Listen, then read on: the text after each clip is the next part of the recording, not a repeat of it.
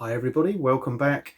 A long awaited overview, thoughts, review of a little game I received several months ago. I know a number of you have asked if I would do a little review of it. 300 Earth and Water by Nuts Publishing. A two-player game ideally, should take 30 to 40 minutes. A strategy game where you play the Greeks or the Persians, and you know, it's a small footprint game, 1A3 board, 16 cards, cubes, dice, etc. rule book, beautifully produced. Played it a few times now, from both sides. I've done a little overview of the board and the game, which I'll show you in a moment, and as you saw at the beginning of the video, just a quick run through sped up of my most recent game, which I wanted to share with you. But I hope you enjoy this little overview, and I hope you like the format of the way I'm doing these reviews. Again, any feedback's greatly appreciated, but enjoy the rest of the video, and I hope it gives you a flavour of what the game is all about, and maybe generate some interest for you to go and find out a little bit more. Well, I just wanted to show you first of all the setup for the game, which is really straightforward. So you can see here we've got the Persian starting points with a naval unit, and then on the Greek side we've got the Spartan Athens spots with an army and a navy, and another area here in the Peloponnese with a Greek army as well. On the right side, this is kind of like the victory point tracker that goes up or down depending on the scoring at the end of each turn and the turn numbers. There's a maximum of 5 campaigns.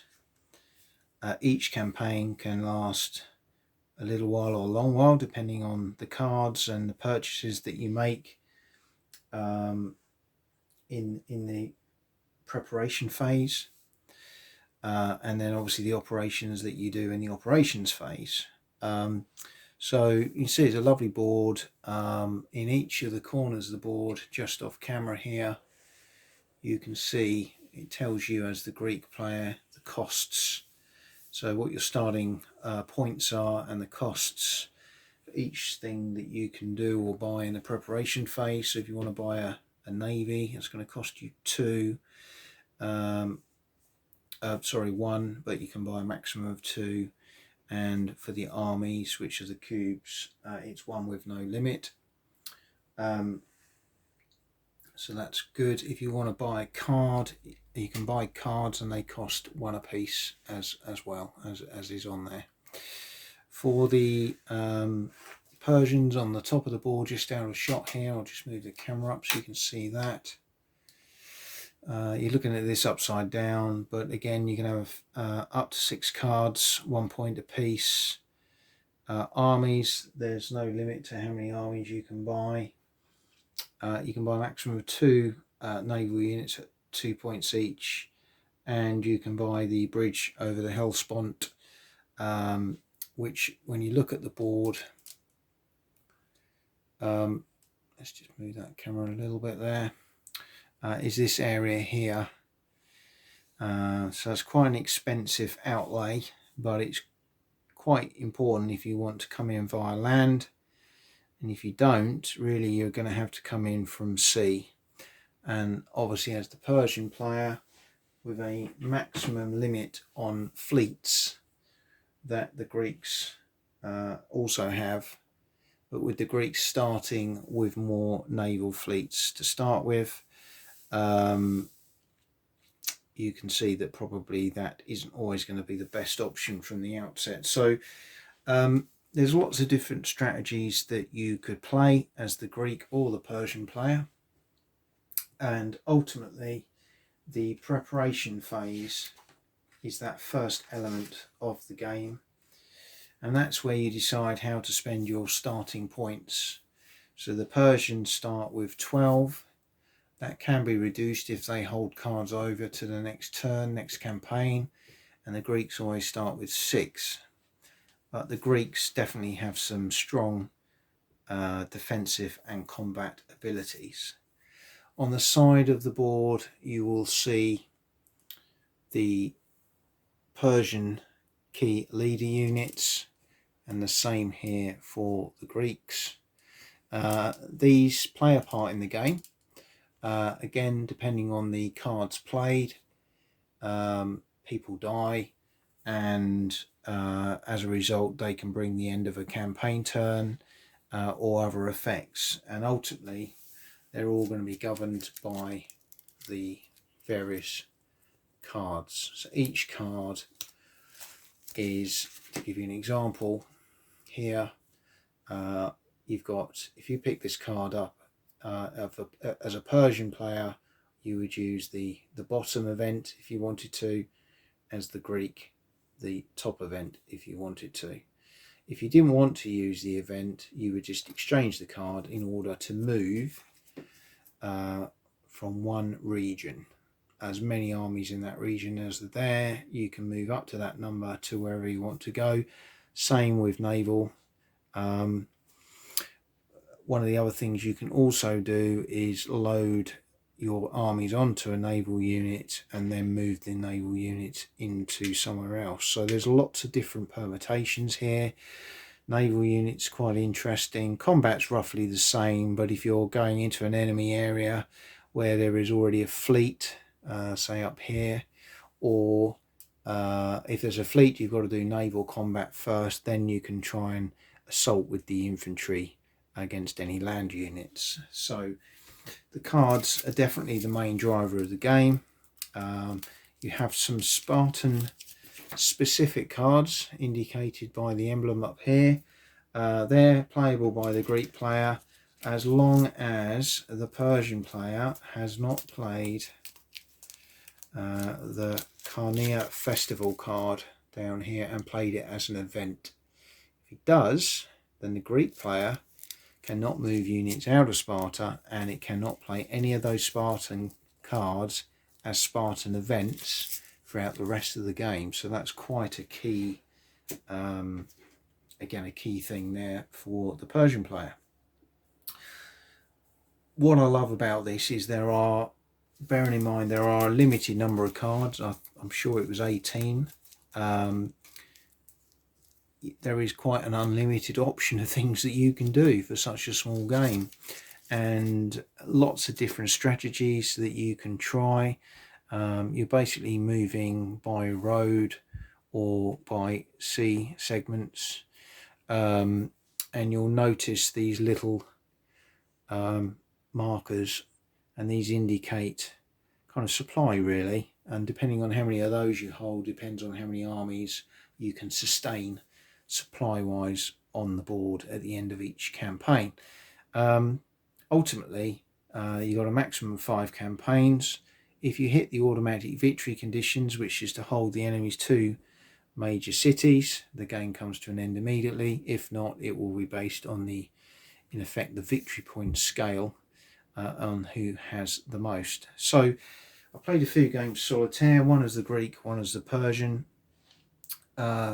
Of the video that you've just seen, that was playing as the Persian, and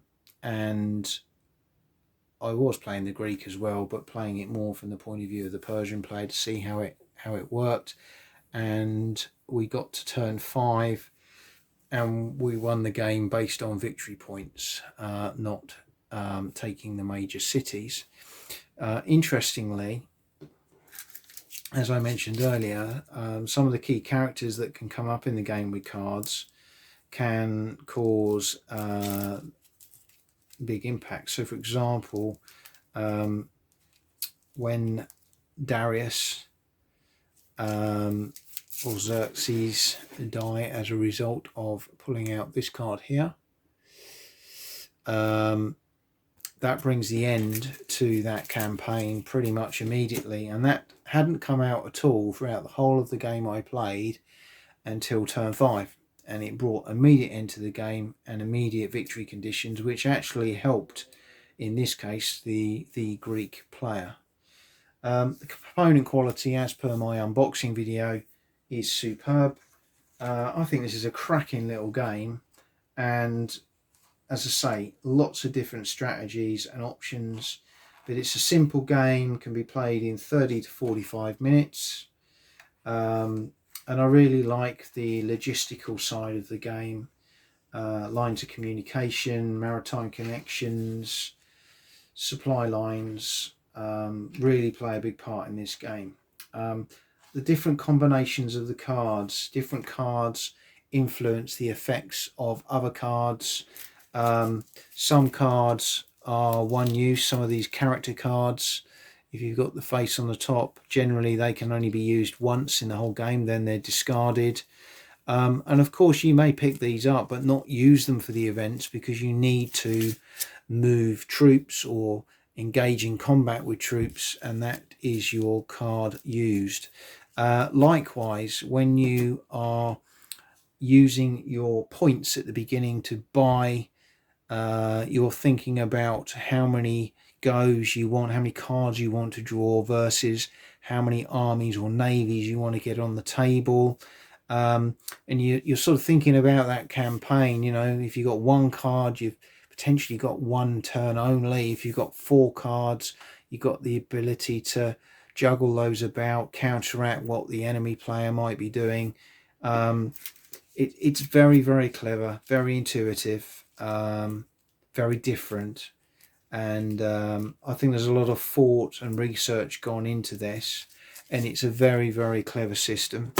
I'm really looking forward to seeing what else in this series Nuts can bring out in terms of period games.